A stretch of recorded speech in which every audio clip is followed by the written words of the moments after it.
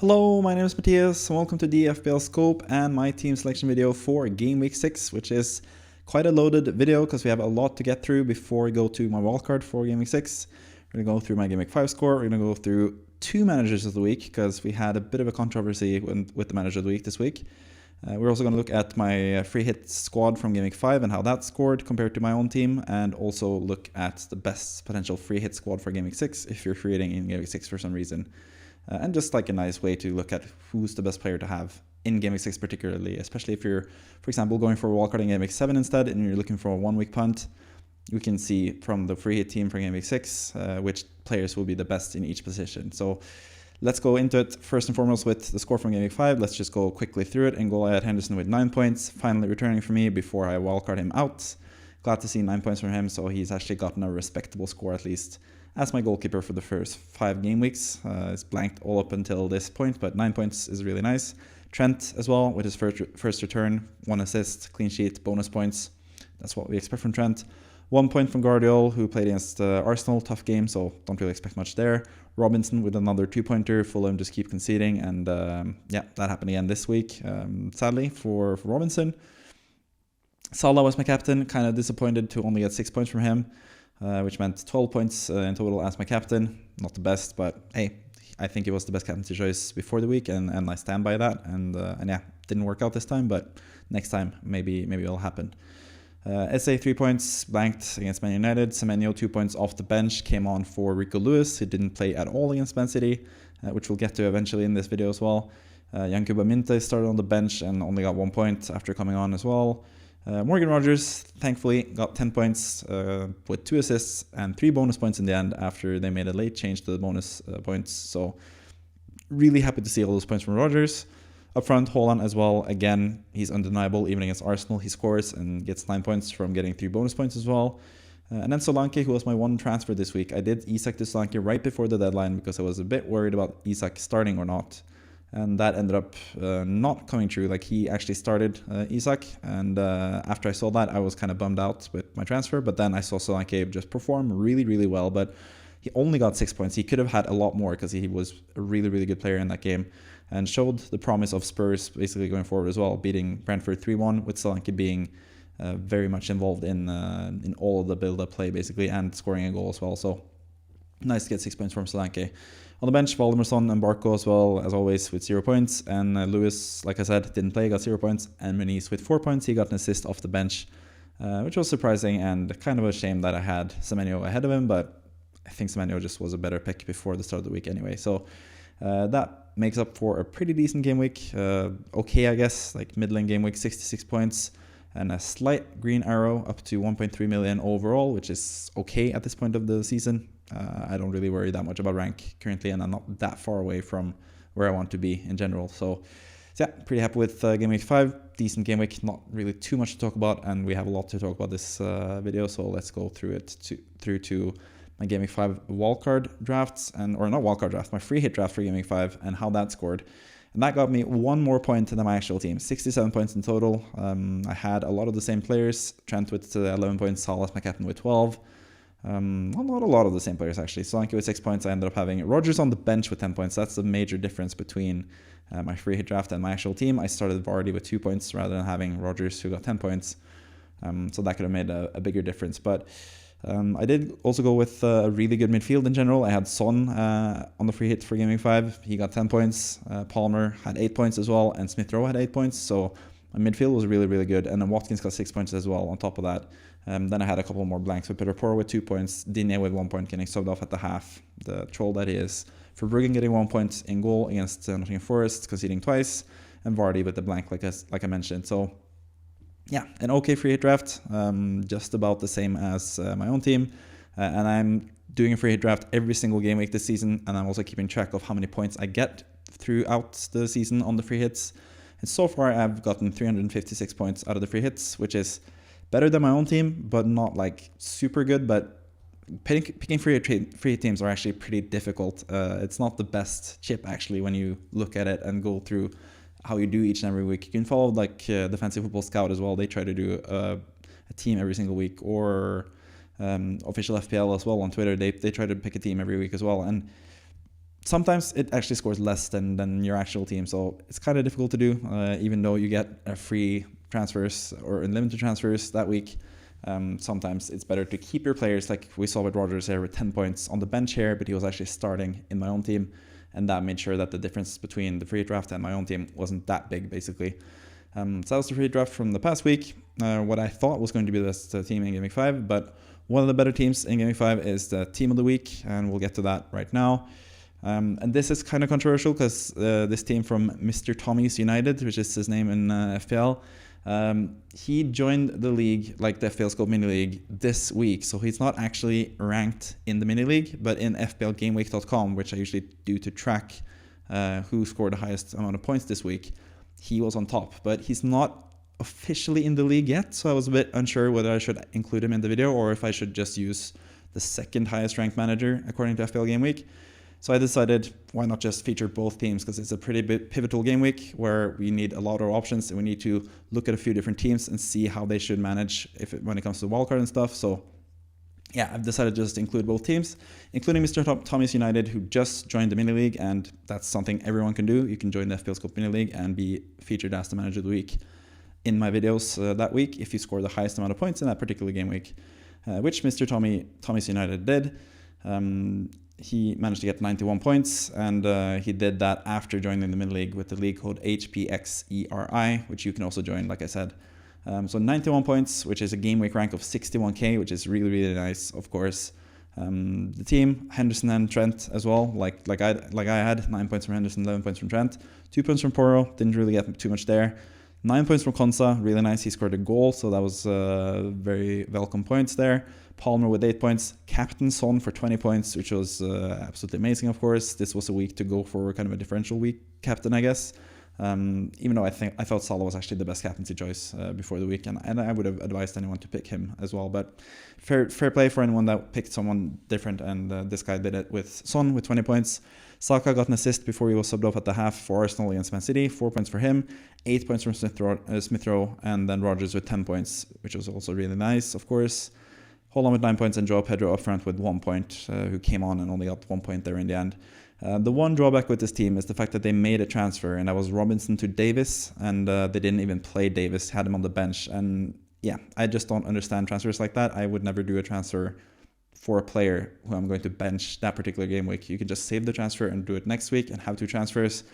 What if Davis got injured, for example? It's always better to save a transfer rather than doing a transfer for a player you're not going to use, pretty much. So that's been the case for the last 2 game weeks for Mr. Tommy's United. This week it was Robinson to Davis, Davis scoring 2 points. Last week it was doing kind of a sideways move after wildcarding in game week 3 and picking Flecken as the goalkeeper. Then in game week 4, they switched from Flecken to Henderson, using a transfer to do that move. And obviously it paid off this week. Henderson got 9 points, but in general, I don't think that's advisable to just do like a sideways goalkeeper move. It's better to save your free transfers, and that would have been much better if you'd saved the transfer last week, saved the transfer this week, and had 3 free transfers for next week. Would have made it a lot easier. But speaking of next week, let's look into the possible options this manager can do for next week. Already he used a wildcard in game week 3, like I mentioned. Only 1 free transfer on only 0.1 in the bank. So the options aren't really that good when it comes to what you can do. I think if the wildcard was still available, I would probably... I think even if I had a wildcard available here, I would probably keep it for 1 more week, I think. But yeah, Saka is the main thing. Saka's in the team already, so that's a huge plus, obviously. You could also get Mbeumo quite easily by selling Son, which I think I would do. You'd save money that way. Son also was subbed off with a knock against Karabakh in the Europa League. So I think that makes sense as a transfer. I think Mbeumo will have a really, really good week playing against West Ham at home. West Ham's defense have been just utterly terrible this season. So I think Mbeumo is going to be one of the better picks this week, as we'll get to see with the free draft for Game Week 6 as well. So I think that would be the move that I would do. And obviously Joao Pedro is injured. He's not going to be playing against Chelsea, so he's someone you would have to sub out for Davis. But just selling Joao Pedro, there's not really that many alternatives for that price bracket, basically, because Joao Pedro is 5.6 I think you would sell him for. That could get you only like Iliman Ndiaye from Everton, who's a decent player, I guess, against Crystal Palace at home. That's not the worst fixture. You could go with Ndiaye if you want to have Son still, but yeah, I don't really know about Son's availability as well after picking up that knock against Karabakh as well. So, and I think Joao Pedro, if he's back for Game Week 7, he's also someone you want to keep long term because he is just really good value this season, pretty much because he's playing every single minute, it seems like, or most of the minutes for Brighton, and he's the penalty taker. So he's a good player to have for the long haul, basically. So I think I would just do Son to Mbeumo and save some money for this team. Otherwise, the team is looking pretty good. There's a lot of away games. That's the one drawback, but a lot of the teams the players have as opponents are actually pretty easy teams to play against. So yeah, I think this is a pretty solid team still. Obviously, a bit restricted with the money and transfers available and no wildcard, but I still think that this could be a decent game week if you keep faith in, especially the Aston Villa boys against Ipswich away, Konsa and Rodgers. That should be pretty good. Captaincy, I think I would lean towards Saka this week. You could go with someone like Palmer. You could go with Haaland. You could go with Trent Alexander-Arnold, which is going to be interesting when we look at the next manager of the week. So yeah, there's quite a few options here, but I think the best one is to do Son to Mbeumo and sub off Joao Pedro for Davis, and you'll finally get to use Davis this week. But yeah, obviously you have Rodgers and Konsa, so there's a bit of a thing there with Davis playing against an offensive player in Rodgers there for Aston Villa. So yeah, probably not ideal. Could do Joao Pedro to Iliman Ndiaye and just have Son as well and have more players, and you don't have to use Davis. That's also an option, but I think I would do Son to Mbeumo basically if I was this manager. But like I said, there are 2 managers of the week this week because Mr. Thomas United was a bit of a late entry. I guess I had already started making the graphics for him when I realized that he was not officially part of the league yet. So I just figured I should join or I should pick him for the manager of the week anyway, especially since it's such a pivotal week. So let's move on to the second place manager who's also going to be featured as the manager of the week. That is Safikul Hassan, who ended up with 89 points, just 2 points behind Mr. Thomas United. The interesting thing here is, yes, there's Henderson and Trent, but this manager actually selected Trent Alexander-Arnold as their captain, got 22 points, a massive score, which was really, really nice to see. Could have gone with the other Liverpool talent in Luis Diaz, who got 16 points. That would have been even higher score, but still, fair dues, a pretty good score. This manager also had Robinson, or kept Robinson actually, rather than buying Davis, and started Robinson, who got 2 points, didn't really help him there. Also had Konsa with 9 points, which was really nice. Also had Smith Rowe with 8 points. There's a lot of similarities in the team, but Luis Diaz is in the team as well, 16 points. Palmer with 8 points. This team doesn't have Rodgers, obviously. That's one of the other factors that played into this team scoring a bit less than the last one. But yeah, Palmer with 8 points, Eze with 3 points as the vice captain actually. And then up front, Haaland with 9 points, Calvert-Lewin with 2 points, and Joao Pedro with 1 point. And this manager actually did 2 transfers. So one of them was actually successful, Guardiola to Konsa. The other transfer was pretty much not that successful, Isak to Calvert-Lewin. I'm not quite sure if I understand what the reasoning was behind this transfer. I guess Calvert-Lewin was a nice player to have for that game week. But still, with all the money that you have in the bank available now, I think you could have gone with a different short-term punt, especially seeing as you have your wildcard available and you can use your wildcard in Game Week 7 potentially, or just save it for longer as well. But I think you could have gone with someone like Watkins, for example, with the money you have available with this team, which would have been really, really nice to go with someone differential up front. So yeah, not too big of a fan of the Calvert-Lewin move. That didn't really end up paying off either. I personally did Isak to Solanke myself, so that could have been also a different move you could have done. But yeah, I think Watkins, especially with that opportunity, had to get a player like of his caliber. I think that's something you could have done this game week. But all in all, terrific score, obviously. Gaming rank of 98k, current rank of 155k, which is really, really nice so far this season. Ended up under 108k last season, this manager did. So this is obviously a really good manager we're talking about here. Also interesting that they have Saliba on the bench. I probably would have started with Saliba myself over Robinson, but Saliba ended up just getting 1 point. Gabriel would have been better, obviously. He scored goals, which is the positive with him over Saliba, but Saliba is also slightly more nailed than Gabriel, I guess. But Saliba's going to come in handy for next week, so let's look into the team for Game Week 6. And again, there is a wildcard chip available here, but I don't think this team needs a wildcard. I think with the 4 million in the bank as well, you can get a lot of new players that you can play here. And even without transfers, I think this team is really, really good. But I still think Mbeumo is better than having either Konsa or Robinson. I would bench one of those guys for the player you can bring in for Sangare or Joao Pedro. And with 4 million in the bank, there's a lot of different things you can do. I think my favorite move is still getting Mbeumo. I think he's going to be the main man to have this week, or one of the main men to have this week, pretty much. So with the money, enough money in the bank to go from Sangare to Mbeumo, who has West Ham at home, Wolves at home, and then they have an away game, and then they have Ipswich at home as well. So 3 really, really, really nice home games out of the next 4 matches. So I think Mbeumo is just one of the main guys to get this week, whether you're on a wildcard or not on a wildcard. So I think that would be my preferred move, Sangare to Mbeumo, to make this team really, really good for next upcoming game week.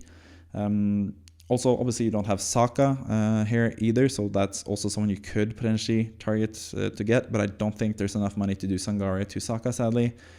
So that would mean having to sell SA instead, for example, which I'm not sure if I'm as enthused by, because yeah, once again, Konsa and Robinson, I'm not sure if I would play both of them. They have decent matches, Ipswich away, Nottingham Forest away. I'd probably bench Robinson out of the two, because Nottingham Forest have proven to be a pretty good team so far this season. We know Chris Wood can score in that game as well. So yeah, I'd probably look to bring in someone for either Sangare or Joao Pedro, but like I said, if Joao Pedro's injury isn't that bad and he's ready for next game week 7, I don't think I would sell him probably. I would just do the Sangare to Mbeumo move. This manager has 1 free transfer left, and I think it would be best used from Sangare to Mbeumo, who I think is the most essential player to get in out of these 3 alternatives. But if you want to sell Joao Pedro and you want to get another good striker, I think Kai Havertz is the main man to get potentially, especially for the next 3 game weeks. I think he's going to be amazing. Some people have said that he's going to struggle because Trossard has been or got a red card and he's going to be suspended for the next game, but that's not actually true. Trossard was actually suspended for the League Cup game and he's actually ready to play and probably going to fill in that midfield spot, leaving the striker option for Havertz, who's probably going to be the starting striker for Arsenal against Leicester at home, and that makes him a really good candidate as well. So that could be something you could go with. You could have Havertz and have him as a differential captain as well, because this team doesn't have Salah, it doesn't have Saka. And that leaves the room open for either Haaland as captain, as I've listed here.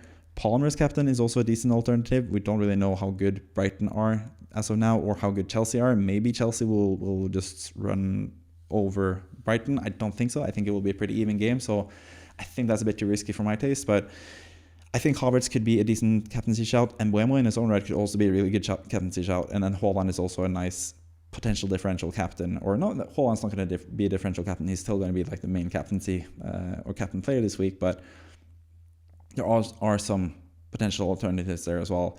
Or last but not least, I guess, is Watkins, who's also a potential captaincy choice. Ipswich away, I think that's a decent game for him, or a really good game actually for Watkins. So you could do Joao Pedro to Watkins. There's enough money in the bank to do that as well, and also captain Watkins if you really like him as your potential captaincy player. But I'd probably do Sangare to Mbeumo and keep Haaland as captain. I think that's a pretty safe thing to do, but I think you're in a pretty good position to play it kind of safe and still have your chips left. You haven't used a single chip yet already, or you haven't used a single chip already, or yet, I should say.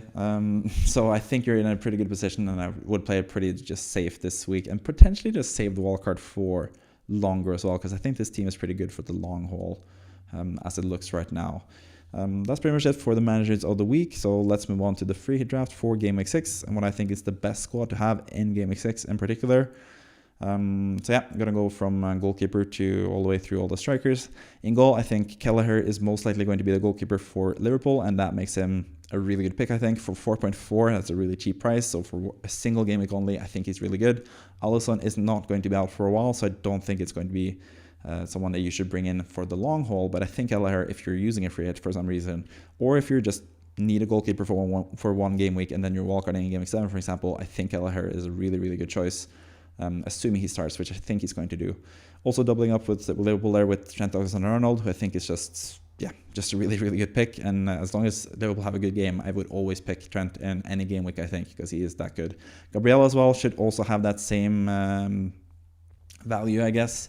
Playing against Leicester home especially, I think that could be another huge haul for Gabriel, who's been absolutely fantastic so far this season.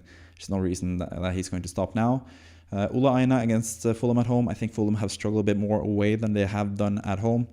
It seems like they are a bit less fruitful going forward when they're playing away from home. So I think Nottingham Forest at City Ground will be a really tough team to break down, and I think Olaina is the best defender in terms of getting bonus points for Nottingham Forest as well. So I think he's a really solid pick on a free hit or on a wildcard for Game Week 6. So yeah, I've picked him in the free hit squad. Saka as captain, I think he's the best captaincy choice this week. If I had to choose between all the players, I think Arsenal have the best fixture, Leicester at home. I expect them to win 3-4, 5-0. Maybe they concede a goal. We'll see. So I think Saka is going to be amongst the goals there, potentially getting a penalty or two if he's really lucky and getting some goal returns. So I think Saka is the best captaincy choice, and he's in the squad obviously. And Mbeumo, like I mentioned a couple of times, against West Ham at home, really, really good. Semenyo, fantastic 1 week, 2 week punt for anyone. He's a really good player. Bournemouth had looked pretty good offensively at least this season, and Southampton had looked pretty bad. So Southampton at home is a really great fixture, and that means you can target Semenyo for this game week in particular. Same with Rodgers. I left him out or had him on the bench in the free hit squad for Game Week 5. I'm not going to do that same mistake again, and I think Ipswich is a really good fixture for Aston Villa. So I actually doubled up with Rodgers and Watkins, who I think are going to have a really good game week, both of them. They've linked up a couple times, and finally Watkins actually scored as well. So yeah, I think those two are really, really good. Haaland, like I mentioned, don't really have to talk too much about him. We know what he can do. And then Havertz, who I also mentioned this past segment, I think he's a really, really fantastic striker option. I think Arsenal are going to decimate Leicester, and I think Havertz could be a sneaky good potential captaincy differential player as well. So yeah, I think Havertz is a really good player. On the bench, Kepa Arrizabalaga, in case Kelleher doesn't start, if Alisson is back and Kelleher gets 0 minutes, then I think Arrizabalaga against Southampton at home is probably the best fixture you can play there, apart from maybe, I don't know, I think Fulham are slightly better than Southampton, so I think that's a better fixture. So I would go with Kepa for that game. The Bournemouth goalkeeper, he's now at Bournemouth, Kepa Arrizabalaga. Don't mistake that for Chelsea. He's loaned out from Chelsea. I think that's the best fixture, so that's the best backup goalkeeper in case Kelleher doesn't start. Mikolenko against Crystal Palace at home, I think that's a good fixture, and he's really cheap, and the bench is just really, really, really cheap to just be able to afford the rest of the team pretty much. Dibbling against Bournemouth away, really nice 4.5 option in midfield, and Jacob Greaves as the final third bench guy for 4.0. Decent price. When it comes to favorite differentials, Watkins I think is a really fun differential to have in Game Week 6. If I really wish I had him, and then I could walk on in Game Week 7. So I'm really jealous of people that have that opportunity. Semenyo I think is a no-brainer in midfield. I think he's still classify him as a I don't know if you can classify him as a differential even, but this midfield is pretty damn template, so I just had to pick someone, and Semenyo is someone that I really, really like. And in defense, I think Olaina is going to be having a really good game week. I think Fulham will struggle to break down Nottingham Forest, and I think he's going to be getting a lot of points this week. Aina potentially, especially if they get a clean sheet, I think he is favored to get bonus points as well. So that is what I think is the best team to have in Game Week 6. So with all of that out of the way, 2 managers of the week, the free hits results from Game Week 5, my own score from Game Week 5, and also the free draft for Game Week 6.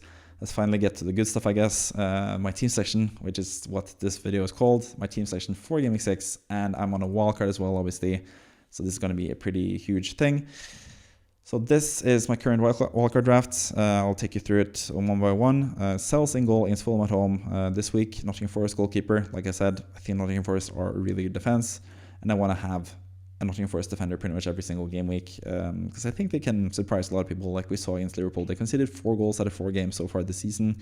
They were one of the best teams for expected goals conceded last year with Nuno Espirito Santo at the helm. So yeah, I think they're pretty good defensively, and I think Sells is my best potential pick as a goalkeeper. I'll get more into that eventually. I have a bit of a decision there, but I think Sells is who I'm going to go with. Trent and Gabriel Magalhaes are no-brainers. I think just their offensive capabilities on top of playing for really good defenses is just too hard to ignore. I wish I could say the same for Guardiola, who has been better offensively, and City have been better defensively in the past. But we know the potential that is there for Guardiola, and I think he's going to play most, if not not every game, but he's going to play probably 4 out of 5, 8 out of 10 type of games for Man City, I think. And that's good enough for me for that price, and potentially him going forward as well. We'll see. Maybe he'll drop to 5.9 before, or I'm recording this on Friday night, so maybe, or Thursday night, I should say. So maybe he drops down in price, most likely before the deadline, and I would sell him on the wildcard and then bring him back for 5.9, obviously, and get a bit more money there as well. But yeah, I think Guardiola just has the best upside out of any City defender. I think he has the most guaranteed playing time, and he also has potentially a really high attacking role. But we'll get to the wildcard dilemmas at the end here. Saka's my captain. I mentioned him already. Embuemo, Semenyo, Rodgers, the same midfield as the free hit draft, which bodes really well for me. Strikers are also kind of the same. Haaland against Newcastle away. Havertz against Leicester at home, and then Solanke is my final pick rather than Watkins, because Watkins is a bit too expensive long term. I really like him for this particular game week, but for the long term, I think Solanke is going to be better. I think he's going to be one of the best picks in FPL this season as a forward. He just scored against Karabakh and had an assist as well in the Europa League game. So yeah, I think his minutes are great. He plays for a team that I think are going to be better than most people expect. And he has pretty good fixtures, especially from game week 8 onwards. So I think I just want Solanke now. But I could be tempted to get someone for like a 2-week punt-ish before I try to get Solanke in game week 8. That is something that I'm going to consider and talk about eventually. On my bench in goal, or as my backup goalkeeper, I have the cheapest possible goalkeeper, I guess, which could be Matthews, who looks set to drop in price before the game week 6 deadline. So a 3.9 goalkeeper just give me slightly more in the bank, because the backup goalkeeper doesn't really matter anyway. I think Salah is going to play most games, and if he gets injured, I just have to sell him, I guess, but I don't think that's going to be a problem. I don't think goalkeeper injuries are that big of a deal, but I could also, with the money in the bank, do like a 4.5 goalkeeper rotation. That would be Flekken and Verbruggen most likely, but seeing as Flekken would start like the next 6 game weeks in a row, I don't really see why I would use that much money or 4.5 on a backup goalkeeper who's not going to play for the next 6 game weeks. It just doesn't make much sense to me, and I think Sels is just a better pick than Flekken as a standalone goalkeeper, so that's why I go with Sels in goal. On the bench, I have Tyler Dibbling, who I think is a really nice guy, enabler to have in the squad, especially the fact that he has Leicester at home in game week 8 when Semenyo has a tough match. I think that makes a lot of sense for those two guys to sort of rotate, and I can just focus more of my funds for the rest of my team. I have 1 million in the bank in top of having 2 really good strikers next to Haaland and 3 really good defenders. So I just really like the balance of the team. I could potentially have the money in the bank and downgrade someone to get a better midfielder eventually in game week 8, for example, or game week 7 potentially with Foden, who's also someone that I'm considering. Madison is also someone that I'm considering. I did talk a lot about differential potential picks in the video from yesterday. You can check that out as well if you want to see slightly less template picks than this wildcard, because this wildcard is pretty template, I have to admit. But yeah, I also have Mikolenko on the bench, who's going to be back fit for Everton, and I think with Branthwaite coming back for Everton, that's going to make their fortunes defensively a lot better. And also seeing as they have easier matches, I think Mikolenko for 4.3 is going to be a steal. He was a really popular player for 4.5 at the start of the season. Now he's 4.3, and I think Everton will kick on and be a lot better going forward with Branthwaite in defense. And then I have Jacob Greaves as my final defender, as I usually do, because I think he's the best 4.0 defender option pretty much. But yeah, let's move on to my wildcard dilemmas, I guess. I did say that I like Guardiola, but I also, if I knew Lewis would play all the time, he would obviously be a better pick because he plays more offensively and he's cheaper. But I'm just not sold on the idea that Lewis is going to play like as much as people claim that he's going to be. The argument is that since Rodri has been injured and he's not going to play for a while, Lewis has to step in basically take control of the midfield a bit, because he's a really nice player to have in midfield to pass the ball around and keep the control of the game, which Guardiola is really high on when it comes to his teams. But I think Josko Guardiola can do that as well. I think Stones can do that as well. Lewis didn't come on against Arsenal. He played 0 minutes after Rodri got injured. So I'm not quite sold on Lewis being a safe pick, or safe enough pick at least for me to have him as like a third defender. If I had more money in my defense, I guess I could pick him. I could go with Lewis over Mikolenko, for example. It's not that much of a difference. I could be persuaded to do that. But at the same time, I also want to keep my third City spot open just in case Foden looks amazing all of a sudden against Newcastle, for example. Or if Foden is announced as starting against Newcastle, maybe I will sell one of the strikers. Maybe Solanke will be sold for someone cheaper. And then I could try to upgrade my midfield somehow to get Foden. I might try to do something like that as well. So yeah, if Lewis and Foden, for example, are announced as or leaked to be starting for City and Guardiola is leaked to be benched, then I would probably do Guardiola to Lewis, Solanke down to like a NDI or something, someone really cheap in attack, and then try to upgrade Dibbling potentially to Foden. That is something that I could potentially do. But yeah, like I said, I want to keep that third city spot open just in case someone presents themselves. Maybe Savio as well, who's someone that I haven't really talked about too much this week. He's also a really nice pick, but I haven't seen enough in terms of goals and assists so far. And the playing time is still up in the air, I think, for Savio. So Savinho. I'm not too sold on him, and I kind of want to keep my options open when it comes to Man City. I want to have a City defender, and I want to have Haaland obviously for my City coverage. And I think for the foreseeable future, they have really, really nice fixtures. So I ideally want 3 City players, but I think I want to keep my options open and see who presents themselves as the best option next to the defender pick and Haaland. So probably leaning towards Guardiola, but obviously, depending on leagues, if Lewis is league to start, he would be having a lot stronger case to be in my team, and that would also save me more money. It would be even easier to do Semenyo to Madison, for example, in Game Week 8 if I want to do that. So yeah, I would consider something like that. When it comes to the striker position, I could downgrade Solanke to a cheaper attacker to allocate more funds in midfield, for example, like I just mentioned.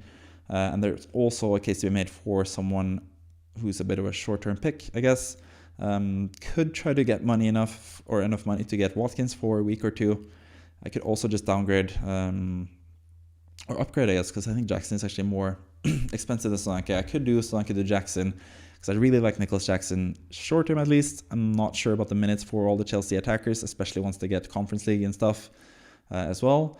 But it seems like Nkunku is going to play in the Conference League, and then Jackson and Palmer are going to play in the league. So yeah, Jackson seems pretty nailed so far, and I think he's just good enough for me to be really considering him, both in the free hit draft for Game Week 6 and the wildcard potential draft for Game Week 6.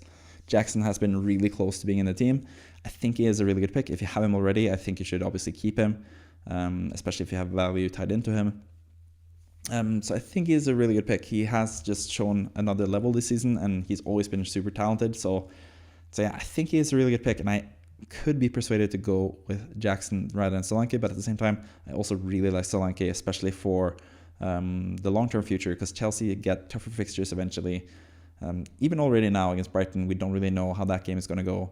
And Spurs, on the other hand, get really nice fixtures from Game Week 8 onwards when they play West Ham at home. So I think Solanke is just better long-term. I think it just saves me a transfer, and I think even in the next 2 game weeks, Solanke could easily outscore Jackson as well. So still leaning towards Solanke over Jackson, but I could be persuaded to go with Jackson rather than Solanke as well. Then when it comes to the goalkeeper, I think Sals is the best option, but I also could go with Sanchez. The thing with both from Chelsea, the thing with both Nicholas Jackson and Sanchez is the fact that I'm not quite sure if I buy into the Chelsea hype yet or not. Like, they haven't really faced the best opposition so far this season. They lost 2-0 against City. Then after that, they've had pretty easy matches where they have been getting mixed results. But obviously, the wins against West Ham 3-0 and 6-2 against Wolverhampton, 2 of the worst defenses in the league. That has been really impressive, and Sanchez has been really good lately with getting saves and a lot of points. But yeah, just the fact that they conceded so many chances against Bournemouth and West Ham doesn't really bode well for Chelsea defensively. So I think Sanchez, even though he is sort of like a 4.5-ish goalkeeper from a Big Six side, I don't think I like him better than Sals. I think Nottingham Forest's defense is still better than Chelsea, but I don't know. Maresca is the new manager. He's had a decent defensive track record for Leicester last season. And it seems like Chelsea defensively have been okay this season as well. Or pretty good actually so far this season. So maybe I'll go with Sanchez rather than Sals. But I also just like the fact of having a Newcastle or a Nottingham Forest defender, because I feel like they are a really good defensive team. So yeah, those are some of my conundrums for this week.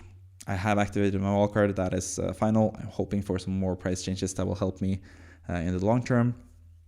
Pretty happy about the squad overall. I think Saka is the best captaincy choice. Personally, I think I would go with differential with him compared to Haaland. Haaland against Newcastle away, that is... I don't know. Newcastle did just concede 3 goals against Fulham. That is true, but that was also Newcastle away from home. This time Newcastle are playing at home at St. James's Park, and that's a whole different beast, I think. I think they are a lot better at home, and I think that will make it a bit tougher for Haaland, but obviously we know how good Haaland is. He could easily score 1, 2, or even 3 goals, or potentially even more in this fixture. But I think Arsenal just will have an easier time against Leicester at home than Man City will have against Newcastle away, especially with Rodri out as well. I think that's going to be more of a struggle for Man City. So, or not a struggle, because I think Man City will still quite easily win that game, but But yeah, I just like Arsenal's chances against Leicester better than I like City's chances against Newcastle. So I'm probably going to go with Saka, one of the few game weeks now where we can go with someone other than Haaland and feel decently comfortable with it.